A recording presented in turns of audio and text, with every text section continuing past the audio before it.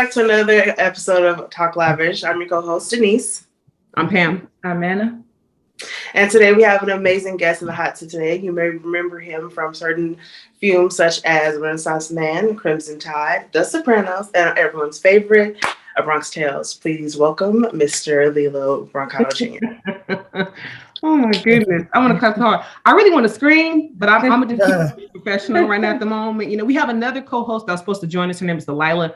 And she has been a fan of yours since the very first time she saw you in the Bronx Tale. Like, yes, you were her boyfriend and you didn't even know it. So I just want to say it's this whole meeting right here it's truly an honor. So I just want to say thank you first off. I just want to say something really quick because this light, since I changed this light, I don't know why, like it goes on and off. So it's like weird. So just disregard it. It's going to do that. It's going to do that. I can't control it. So I'll be like, yo, what's going on? Okay. Of course, and I try my best not to ask the same questions over and over and over. You know, a lot of times when people interview you, I mean, it's just sometimes it's like, dude, how many times are you going to ask the same question? So I try my best not to, but for the simple fact, for the younger generation of people that may not know who you are, it's necessary in some cases. So we're just going to go ahead and get right into it. So in the beginning, when you first started off in your acting career, acting wasn't really like kind of like a dream or desire for you, kind of like it fell into your lap randomly. Would you say? Yeah, more or less. Yeah. You know, when I used to work at a florist, it was like one of the jobs I had when I was a kid. And I remember I was working there around Christmas time and I was putting these wreaths outside and some guy started asking me questions about the wreaths. And that was the first time anyone ever told me that I looked like Robert De Niro. I didn't really know who he was. So like, yo, did anyone ever tell you look like Robert De Niro? And I said, no, because I didn't know, like I said, I didn't know who he was. Yeah. So once he told me that, of course, I went and did my research. I wanted to find out who this person was that people are saying that I look like. When I first saw him, I thought, yeah, maybe, you know, like obviously I'm a lot younger, but like if I could see myself possibly growing up to look like that. So I started studying his films and stuff like that. And obviously, you know, his body of work speaks for itself. He's, you know, got probably one of the best bodies of work as an actor, you know, of all time. Sure. So I started watching his films and I really really enjoyed them to a point where I started impersonating him and doing stuff like that. And then A Bronx Tale, then that just happened. You know, it's like, I mean, because like, think about what it is. That's like some kid being a huge fan of Michael Jordan. Someone tells him, yo, your game is like Jordan's, right? So you don't even know who he is, but now you go find out who he is, and you find out he's one of the best like that's ever done it. So now people are telling you look like this person. So then for that to have happened, like, you know, it's like, I don't even think the best writer in Hollywood could come up with that story and the way it happened. Because like that kind of happened by accident. Because if I wasn't at work that day, that person wouldn't have said, you look like De Niro. And I probably wouldn't have went, you know what I mean? Who knows? You know what I mean? It's one little thing that, you know, and then luckily, you know, luckily enough, that did happen. And, he's got like the mole, like him too. You do. Like he has the mole. Doesn't he have like the mole? He has like, his is more like up in here. Yeah. But it's still, even in the videos when you were younger, I was like, well, he has a mole too. I don't know if that was fake or real, but it's still there. It's real. Yeah. That's cool. Yeah. No. As it came off. Okay, so besides the Bronx Tales, right? What other film role would you say was the most challenging for you? You got a lot of them. Yeah, he has a lot. You know, I don't know if I did something. See the lights? See how that just happened? I did something recently, you know, a few years ago, but it came out recently. I don't know if you saw it on my Instagram. It's called Made in Mexico. Made in Mexico, okay. Where I play like a Mexican, like a cartel guy. Ooh. And I'm not, you know, like I'd like to think I sold it. I really did. I think I was pretty good. That was a challenge. Because we didn't, you know, like Mario Lopez, you know Mario Lopez? He was an executive producer on it. His hair and makeup guy, Rodney Rinks, we call him Tootie. I had my documentary came out, so I was on, I was on the Universal lot. And that's where, you know, we knew each other from mutual friends many years ago. But then we came together again, and he said, "Yo, I got this script," and it wasn't a big budget, but like for me, a lot of times, like when I get cast in these big studio films, like to me, it's like I usually get cast as an Italian, and to play those roles, and I just don't want to do that. I do, but I don't want to do that all the time, and that's all I can do. Like Renaissance Man.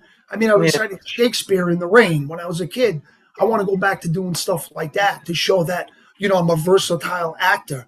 And that Made in Mexico, because like I said, when you work on these big budget films, you have everything there and it's easier to do.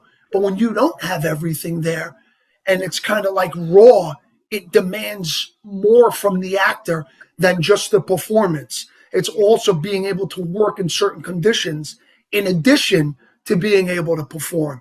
So these experiences are the ones where you really learn. You know what I mean? These are the ones. So I got to say, Made in Mexico. It was very challenging to play because, it's not whether or not someone can do an accent, right? You can do the accent. Like, let's do it. Oh, wow, that was great. But you have to maintain it. You're shooting a movie for over a month. You know what I'm saying? So now say it's 9 hours into the day. And you're like so tired, man. You got to your set at 7 o'clock and you still got to talk like that, And you can't. It's funny, but you got to do it. Yeah. It's not like, hey, it's tired. Can I just lessen the accent for a little bit? No, it's got to be what it is. And then you know what I mean? And this is the challenge. So it's more than just being able to do it. It's being able to do it consistently when you're tired. When you're this, when you're that, so so there you have it. Did you ever find yourself internalizing that sometimes, just going home and just speaking like that for days on end, just I want to stop this so bad? Yeah, but the more you do it, the easier, even if people think you're crazy, but listen, that kind of stuff, sometimes when actors say, oh yeah, I want to get into character and stuff, sometimes some people say it just so because it sounds good. But if you really think about what it is to get into a character, you're doing it. But when you need to do it for real for the camera, it's so much easier. It's so much easier because you did the work. You know what I mean? I have a pretty heavy New York accent, as you all know, right? And as you all can hear, so say if I have to play a part where there's no accent and I just have to speak straight, I'll sit there and read. I'll read out loud and I'll pronounce every single word, even if it's even more than what the role requires, and just do it and do it and do it. And you sound like, it becomes you sound like a machine just saying, but then when you have to do it, it's there. The prep, you know what I mean? You got, and it just happens, Right. That's the kind of stuff that I enjoy. That's what I really like. To me, it's I see I see a lot of actors. It's they want to be an actor because they could be on TV and people could see them. That's cool too. Don't get me wrong. If you're doing the right things and you can bring some positivity into someone's life, or you could, through the characters you play, make someone's life better. Maybe they could see something through the character you played they didn't see, and it can help them along the way. Right. But for me at this point, it's just I'll play, this. Soul shaker, anything, just because I enjoy it. I really do. You really are a legend. You have touched and rubbed shoulders with some of the best of the best. I'm talking Denzel Washington, Jon Voight, Gene Hackman. The list goes on and on and on. And of course, Robert De Niro. You know what I mean? He reminds me of my grandfather, by the way. It's just that's a blessing in itself. You know what I mean? But we know that basically your life pretty much would take a turn. It would pretty much go in a different path, different direction. And, and at that time, I'm sure it had to be a huge life-changing moment for not just you, but everybody, all your friends, everyone, your family, and things of that nature. And I like how your attitude now, today, in 2022, still to this point, you have an attitude of, it is what it is. You know what I mean? At the end of the day, everybody makes mistakes. You feel me? But most importantly, it's not the mistake. It's what you do after the mistake. It's what you do from that point on forward. You feel what I'm saying? And then your attitude is kind of like mine in a way. It's just you don't have to love me. You don't have to like me, but you will never discredit what I've done. And don't get it. You're right. Exactly. You'll respect my ambition and what I've accomplished. You may not like me exactly. Yeah. But also, one big key in everything is acceptance. Yes. What's done is done. You know what I'm saying? But now we have to accept, like I did that. That was part of my past. Yeah. I accept it, and I try to make the best of what it was and how I can incorporate it and making it better, my life better today. Like my aunt used to say, I don't know if you see on my Instagram, I do those 1-minute videos. Yes, you do. That's how I found you. Yeah. So like I do those because I also work at the drug rehab, More Life Recovery. Yes. I'm director of public relations. So I do 2 of those. I got to do 2 of those a week. So I got to put them together. They got to fit in under a minute, but they help me too because they make me more comfortable in front of the camera. Yeah. Too. So not only are they helping others, but they're also helping me. Yeah. You know what I mean? And but what my aunt said, because this is back in the day, with the answer machines, so she said, she says, she would say, have a great day as is, like accept it. Yeah. Have a great day as is. Whatever it is, still enjoy it and have a great day. Acceptance. That's everything. You know what I mean? And that's part of like recovery, accepting the things we cannot change, but the wisdom to know the difference. Yeah. Yeah, favorite one. Yeah, I love how your attitude is just, don't get it twisted. My reputation is still very much valid. You feel me? But at the end of the day, it's more so like I mentioned before, it's not the mistake, it's what you do from that point on forward. So I've seen a lot of interviews that you've done, and I noticed how in a lot of your interviews you reference God in a lot of them. Like, so would you say, and that made me a bigger fan of yours, by the way, would you say that that's more of your foundation, or how do you feel? Well, I've seen just the way all the forces, everything that's happened in my life from the day I was incarcerated, because it was really bad. You know what I mean? Like really bad. Like December 19th, 2005. The first thing I want to mention is another human being, a heroic police officer lost their life behind my bad decision making, my drug addiction. I had been shot multiple times. I've been shot 3 times. I lost my spleen, part of my colon. I was facing murder charges. I was coming off 20 bags of heroin. So all that happened all at once. December 19th, 2005 was the day that they put me in the cell in Rikers with all that happening all at once. You know what I mean? And it was a lot. And I just seen from what it was that day and just how things happened that has to be a God. Because what happened to me, there's no way stuff like that just happens. I had this guy. Can I just grab something real quick? It'll take me 1 second. Sure.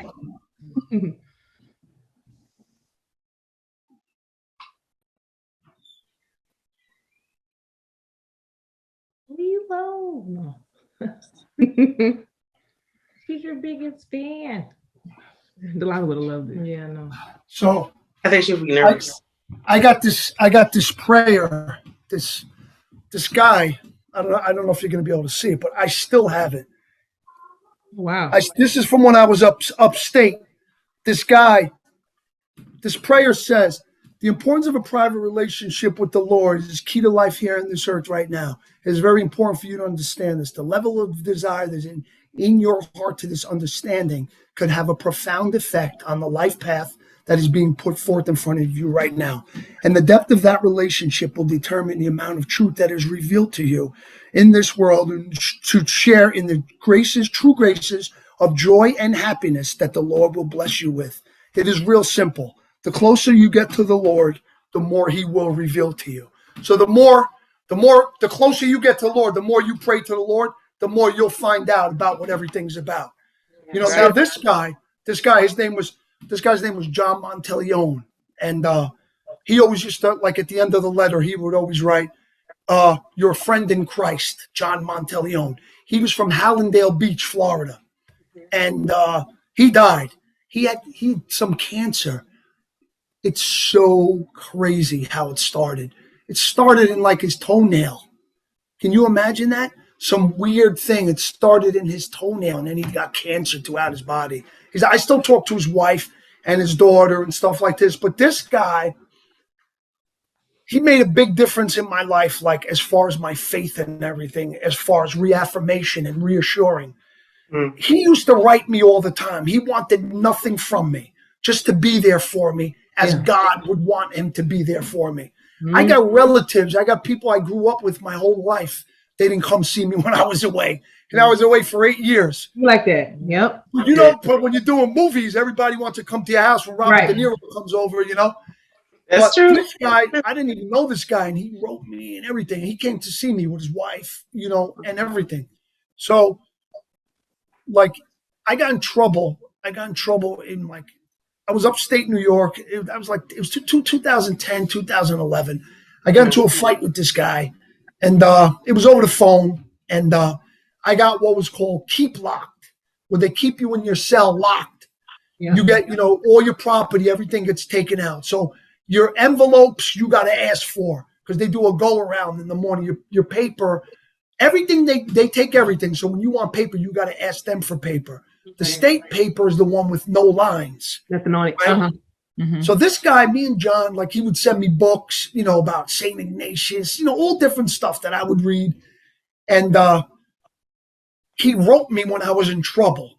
And I didn't want to tell him, because it's like, I'm thinking, I didn't want to disappoint him. Like, I'm thinking, this guy's, we're talking all this time, and I'm telling him I'm making positive strides, and I'm doing this and that. And here I am, you know, in the box for fighting. Right. So I didn't want to say anything to him, you know. I just left it alone. And I don't know, but I always wrote him with my own paper, with the loose leaf, with the lines. But when they took it away from me from being keep locked, I had to write on the paper with the no lines. So when I wrote him, he wrote me back, and he said, "Dear Lillo, the Lord tells me that you're in trouble." He said, right. Paper. Jumping off that paper without the line. He knew it was. Yeah, he said, "The Lord tells me you're in trouble." What happened, Lillo? And I'm like this. And I'm like, but then, you know, like little things like that, you don't understand. That changed everything for me. Yeah. Because that also helped me with recovery. Because one of the things you have to surrender to a higher power, believe there's a power greater than us. That's right. That was everyone wants, I think everyone wants to believe that there is something greater than us. That's right. People don't believe it because they don't see it. And after so many years of praying and shit don't happen, you're like, you know what? This doesn't exist. But, you know, I think it's very important to have that in your life. Just to know that you could have that something to lean on. And when you really see it, you know, and I've seen it a few times, it just helps me through the darkest. I mean, the days I see now, even if they are dark, they pale in comparison to back then. So I can deal with pretty much everything. But my faith helps me. It's very important. Yeah. You know? Stay centered, stay balanced. Just talking to you is I'm about to go get my Bible in a minute. That's how I feel. I feel like that too. You know, it's just like just listen to you talk and how you respond to things. Like, you've been through a lot of things, but I just, man, it kind of gave me goosebumps in a way, because it's just, you know how people say when people go through a phase, they you know, it's here and there, but it's in you. It just come out natural, like and I love that. It's like your energy is just giving me more energy. It's nothing but positive. You know what I mean? So like you mentioned, right? You mentioned that you basically, in a way, giving back to the community. It's crazy how we can be constantly. You have a job, right? Like, you have a job. You're constantly in your mind. You're thinking this is what you have to do. But when you're working with people, it's a different type of job. But in your case, almost in a way, it's almost kind of like you're doing God's work. Like, you're doing a job that you didn't even apply for. You know what I'm saying? Just working with people. How do the people, or, you know, young and old, how do they respond to you? Like, when you talk about your story. You know, I mean, you know, first of all, The Bronx Tale, it's a film that transcends time. Even though it came out, you know, 30 years ago, the kids that watch it today, it makes sense to them even now. Right. So for that reason, like, if I go speak somewhere, like, say if they tell me, like, Lillo, we would like you to come to our school and speak, say it's a high school, chances are, you know, 75% of those kids, or maybe even more, first of all, have no clue who I am and have no clue what the Bronx Tale is. So usually I'll tell them it would be better if you have them watch the film. Yeah. Because they're definitely going to like it. And once they like it, they look at you differently. And then Right. They can relate to you, but also now they want to listen to you. Now they have a reason to listen to you because he was that kid in that movie we liked. So let's listen to him. If they don't know you, it's not that there's any. They're kids. Their attention span is they don't have the attention span. They're on their phones. They're doing this. You know what I mean? So it falls on deaf ears. So when they see that, but usually people respond to me well, and then this. I mean, that's why I work out 7 days a week because I want to be not some like. It's not so much what you tell people, but it's what you show them too. That's right. When they see you in person, like, wow, this guy's in good shape. And this guy's like, because it makes them think like he was like us. Like, you know what I mean? Then I tell them my story and they're like, wow, that's a pretty deep story. Cop got killed, this happened and all this craziness. And, and by seeing me now, they wouldn't be able to tell that was me back then. Right. But it's just basically letting them know that what I have right now is something you can have also. But it didn't happen overnight for me. It happened because I really wanted it. There was many mornings I make that conscious decision to get up and go work out and go run outside when it's, in the single digits. I do that. I push myself because I know when I do that, it could help other people. Because when you look and act a certain way, people respond to that and they may want to be like that themselves. Then they're going to listen to you and want to find out how you got like that. And that's where that's the beauty of the whole thing. That's the beauty of the whole thing.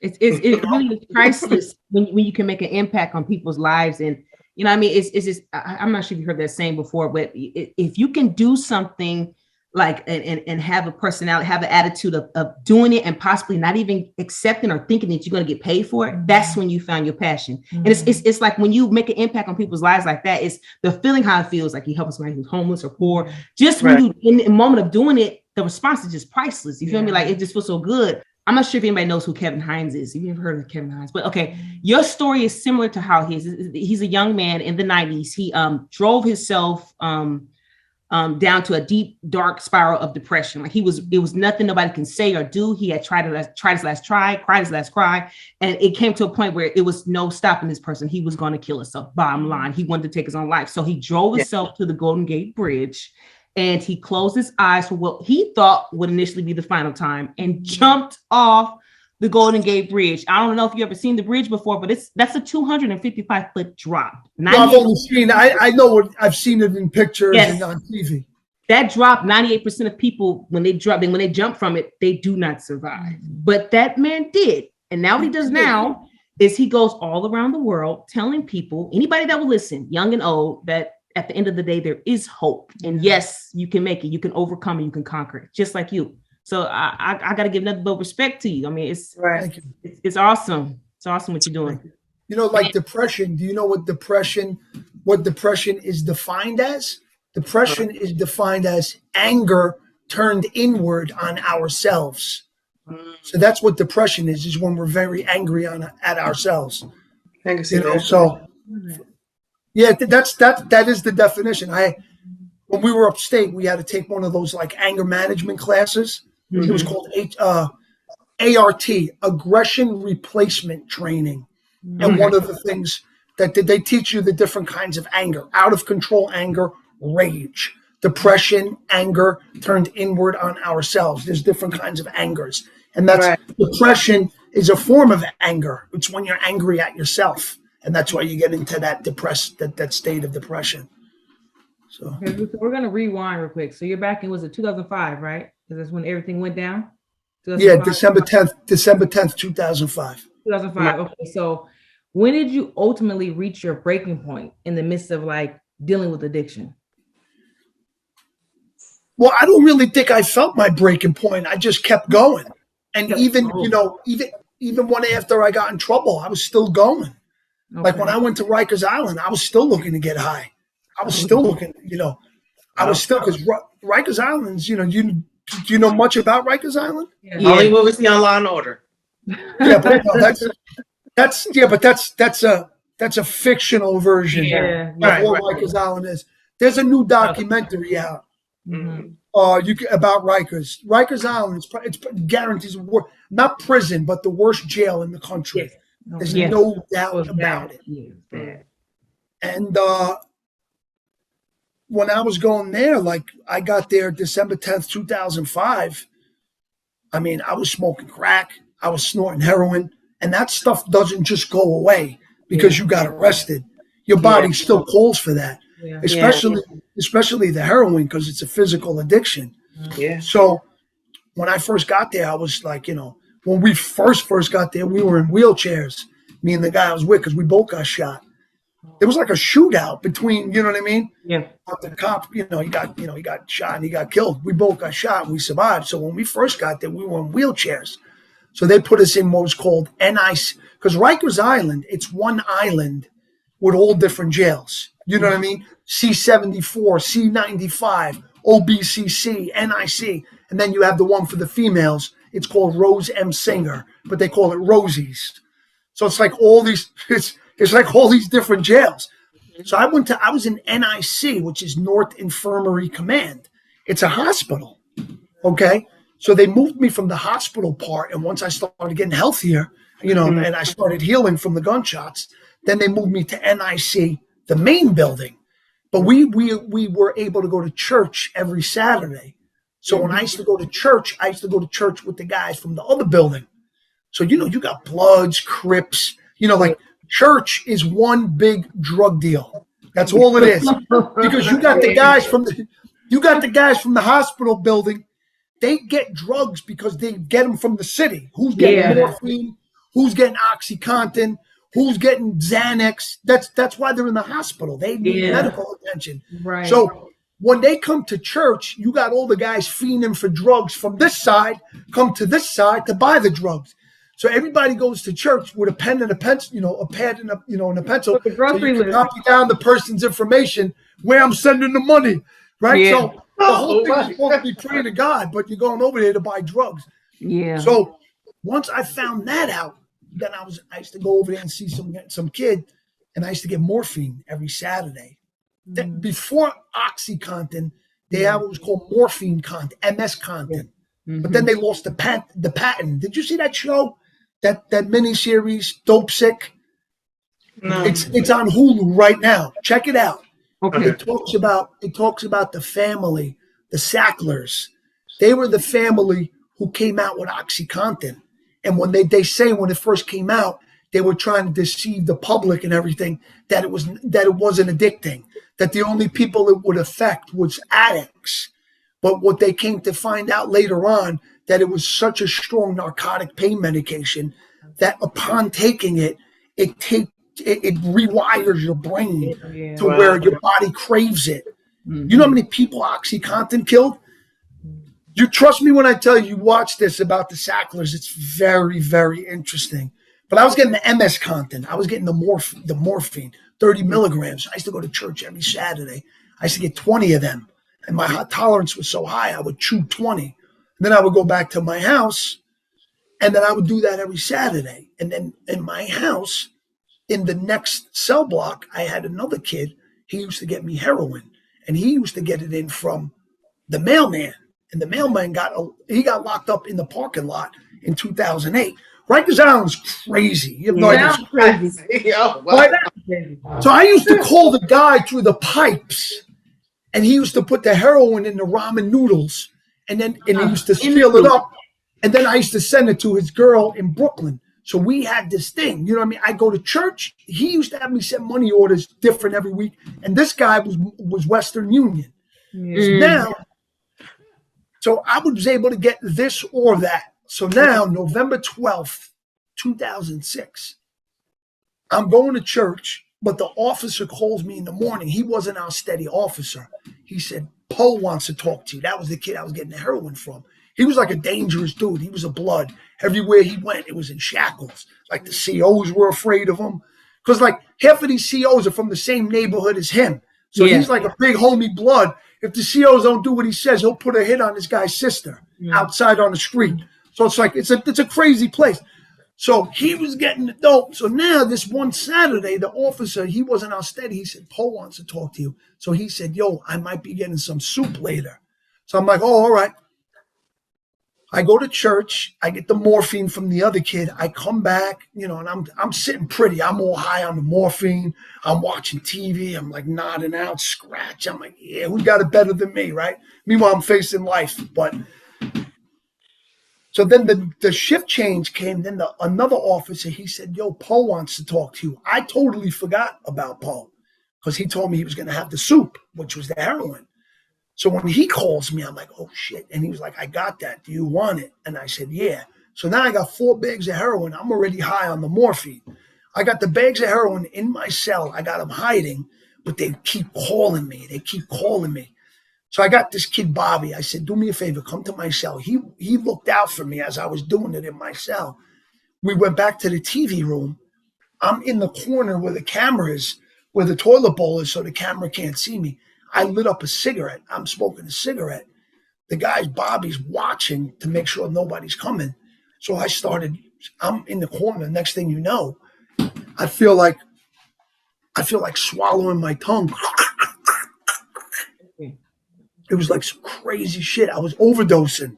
Mm-hmm. So it felt like I was trying to swallow my tongue. And it was like my throat was quicksand and it was like pulling my tongue. I was like, it was like so scary. I was like, what is this? Right. So I told the guy, Bobby, I said, yo, I don't feel good. I said, come check on me in a few minutes. So then I went to the cell. Some other kid saw me as he was walking by down the tier. He said my eyes were all white. He said I had my hands in my mouth. He said you're gonna die, bro. And they somehow saved my life. They brought me to the hospital. I overdosed. So I overdosed over there. And you would think that's it. I'm never gonna get high again. But it's so crazy. I was still doing it. My whole cell was like taped off like a crime scene. You got like New York City detectives. Basically, the point I'm trying to make is like addiction is very, very powerful. Yeah. It doesn't just stop. You know, you get a lot of these parents, they're so oblivious to what it is. And they talk, you know, and I try to talk to them and they think their son or daughter goes to rehab one time and they're going to be okay. It's like sometimes you get some kids or whatever, sometimes they never solve it and they die. You know, it kills a lot, you know, and you just have to be very careful. And that's, you know, a huge portion of my life is dedicated to that. And you know what I mean? Because I have the experience, so why not use it?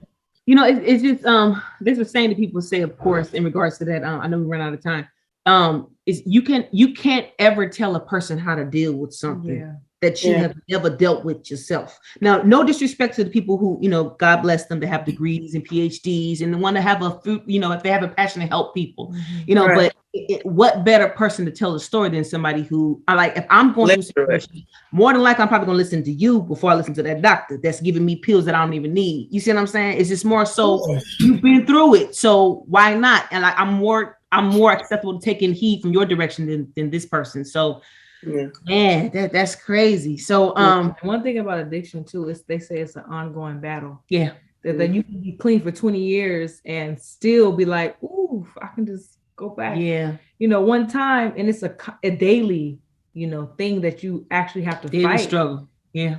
Yeah. You know what it is though? A lot of times, like the way they try to label it, you know, like, you know, the way they try to label addiction as a disease. Right. I don't know if I don't believe that. I don't necessarily think it's that, because think about this. You know, are you born with diabetes? No, it comes later on. Are you born with cancer? No, it's a disease that because of whatever you did in your body type, now you have cancer cells. You're not born with that. This is it's a personality trait. When people do that and they become self-destructive, it's because there's some kind of spiritual disorder which causes us to reach out for the drink, the drug. But it's not necessarily drug addiction that's a disease or whatever they want to call it. Because you may be, you know, like your addictive personality and traits may have manifested into drug addiction or alcohol addiction. But that doesn't mean now you're sober from alcohol and drugs, that addiction in you is not going to manifest in now gambling or sex or shopping. You know what I mean? Yeah. Yeah. See, that's why sometimes I believe, like, you know, Alcoholics Anonymous and Narcotics Anonymous, I think it makes sense in the beginning because you need someone to like pull you back and get you, and it needs to be really rigid in the beginning. Yeah. But I just think in the beginning, but I think as you get clean and sober, and you have been for a long enough period of time, you have to be able to live your life sober and clean without all of that. Yeah. I just don't see the point. You know, like it's like you get people that are 35 years clean. They're in the same room as a guy just came off the street 2 days ago. Yeah. That doesn't make sense to me. That's like putting, you know, a guy who's going for his PhD in the same classroom as a second grader. Yeah. It doesn't make sense. I understand you could teach him. You know, that's what the whole point is. They're saying you could teach him. But it's like, I mean, I don't know. For me, I don't know. I see a lot of people relapse. I don't know. I just think the system is flawed. I think when they tell you you have a disease, I think you lost half the battle already. Because like a lot of people subconsciously will just say, the hell with it. I'm going to get high because everybody expects me to. I have a disease and I can say I'm sick and it's harder for me. It may be harder because of the way the brain works in an addict and a non-addict. But, you know, I just don't believe in that whole disease thing. I think it hurts people, you know, rather than helps them. I don't think telling someone you're sick helps them in any way, So more on a more positive, it's really back in, right? So how are you able to deal with emerging yourself back into the public eye? After all this stuff goes down, how are you able to get back out there and you're going to be you, but how are you able to get yourself back out there in the public eye again? Like, how are you able to turn yourself back into that? Well, I knew it was important. I knew it was important when I was away because I didn't even have my GED. So I did that first. I got my GED and then I enrolled in college, not in the facility. I did it like I found a school, like an accredited school that was a degree program. So I actually got a degree. I knew that the more I educated myself, it would make it easier for me to reenter society. Because I think if you come across in a certain intelligent, articulate way, I think people are more prone to give you the benefit of the doubt. That's right. Because then it's like, maybe this guy didn't do everything they said. You know what I mean? Or maybe like this guy looks, you know, he looks too nice for that. You know, like what? You know what I'm saying? But it just gives you a better shot. Yeah. Your health, number one, is the number one investment in life. And I think number two is your education. You need your health to do anything. Yes. With, you know what I mean? But education is very important too. And I knew because I knew people weren't waiting for me, arms wide open, hey, like I'm a war hero. I know what I went away for. I know I got in trouble. I know someone lost their life. And, you know, I've always taken full responsibility for that. I never said, oh, the other guy did it or anything like that. Because if anything, I brought him to that house. Yeah. You know who that guy was, right? Yes. He was my ex-girlfriend's father. Yes. Mm-hmm. So the only reason why I was hanging out with him was because I loved her and we were together for almost 2 years at that point. And she was going to school to be a doctor. She was a college girl. And, you know, in the beginning, it was good. Like we used to go out together, you know, we partied together and stuff like that. But then, you know, people stop and they get their lives together and they know what direction they want to go. And then you get people like me. I couldn't stop. So then, you know, people leave you behind. It's like, dude, I got to do what I got to do for me. Yeah. And, you know, while it's happening, you kind of like, you know, it kind of hurts. But then later on, looking back in hindsight and say, like, maybe I would have done the same thing, you know, because she did try for a long time, but I just wasn't seeing it. And, you know, I wanted to continue to do drugs. And to the point where then, you know, we broke up. She broke up with me. I moved back home. And it was a very tough thing to deal with, especially. And the more that, you know, the worse that got, the more crack I was smoking. And I was up 3-4 days and I was heartbroken over all this. Right. And I used to like go by her house and whatever. And when I did, either her or her sister would call the cops, you know? So then that's when I became friends with her father. I mean, I knew him and we were always cool, but that's when he became like my buddy. So then I could just have a reason to go by the house without one of them calling the cops. Yeah. Then I'm here to see your father. And then we started hanging out. And then I went out one night and I didn't come home till 8 years later, Wow. But that's what happened, But I'm not saying that he got me in trouble. No, I was 30. I was almost 30 years old. I was 29 years old at that point. So I was perfectly capable of making my own decisions and knowing what the repercussions of those decisions would be. I put myself in that situation and I take full responsibility. How my addiction and my bad decision making contributed to killing that cop, Yeah. So. Man, I just, the accountability and everything about you, Mr. Brancato is I'm really getting boss vibes. I'm not talking about things, but I'm talking about a real boss to real recognize real. And I just I really do respect how your whole vibe is. Like I said, you don't have to like me, you don't have to love me, but you're not going to discredit what I've done or what I continue to do. And don't get it twisted. Everybody makes mistakes. Duh, that's called life. You feel me? But it's not about. I had a minor, setback for a rather major comeback because if you check my resume, check what I'm doing out here, my presence is felt. I mean, look what I'm doing now. And that's kind of like me in a way. I don't care. It is what it is. You know what I mean? But that's crazy. At the end, we all got to go sometime, right? We all got to go. We all got to leave here eventually one day. But it's not just about us. It's always bigger than us. It's about the people around us, the people that we impact.